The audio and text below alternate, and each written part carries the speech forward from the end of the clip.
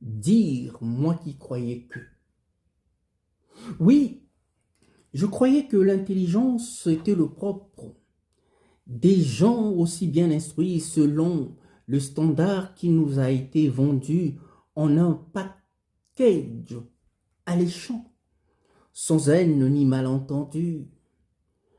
Je carbure au kérosène de l'amour, en tirant profit toujours du meilleur de nos expériences à travers l'histoire de l'humanité.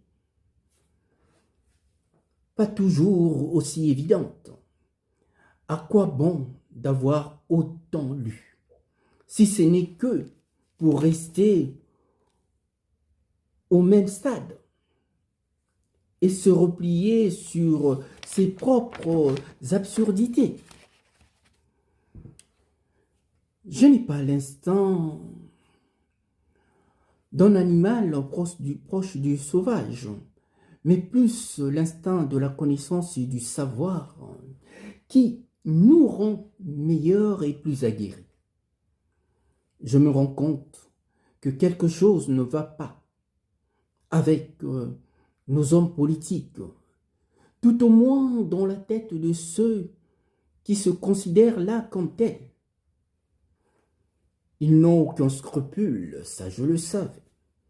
Ils n'ont aucun bon sens des valeurs et se comportent comme les pires racailles des temps anciens qui glorifiaient là autrefois le mal et la séparation des hommes par de lois toujours aussi sordides,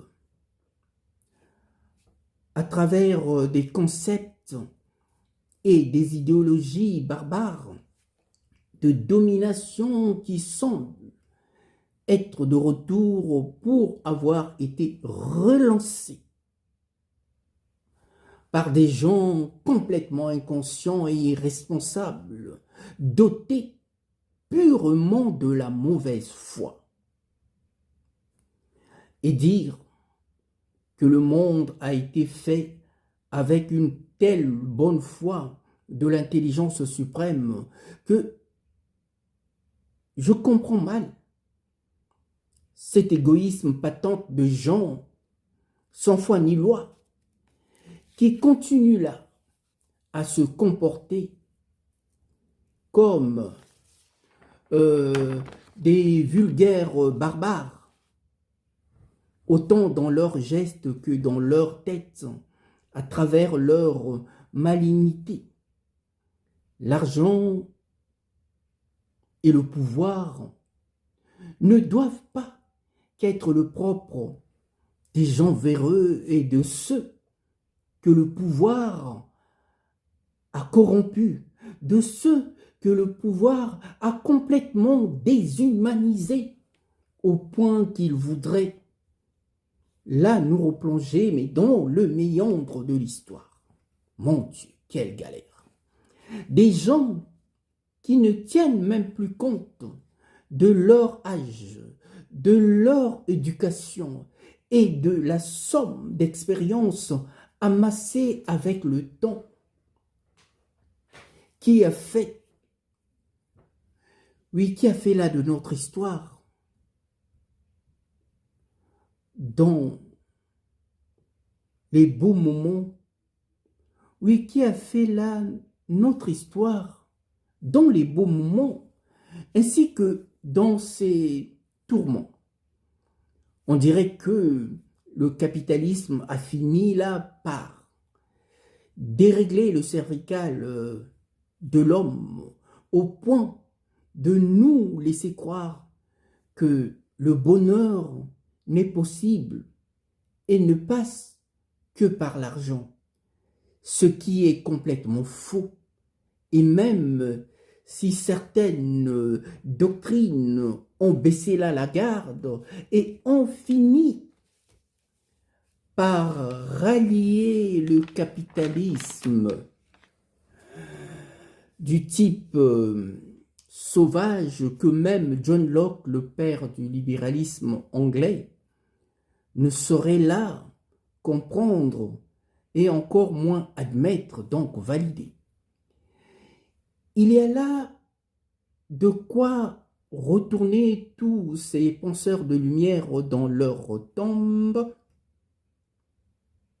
Oui, les retourner véritablement dans leur tombe, des lumières et des temps de bien plus anciens qui ont largement contribué à notre éveil de conscience par cette prise magistrale de conscience qui ne saurait là être une crise de conscience à travers une convulsion simplement cérébrale. Voilà que les meneurs de troupes que sont devenus nos politiciens, oui, ces hommes sans foi ni loi, qui sont là en train de tout s'aborger au point de fragiliser là nos institutions et d'entacher notre estime de soi.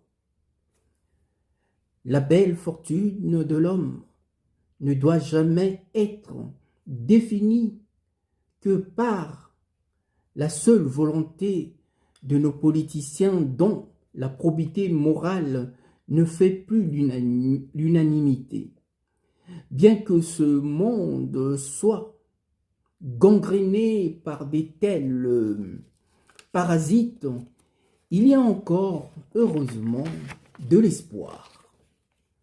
Vu la résistance et la ténacité de quelques-uns d'entre nous, des hommes de très bonne foi qui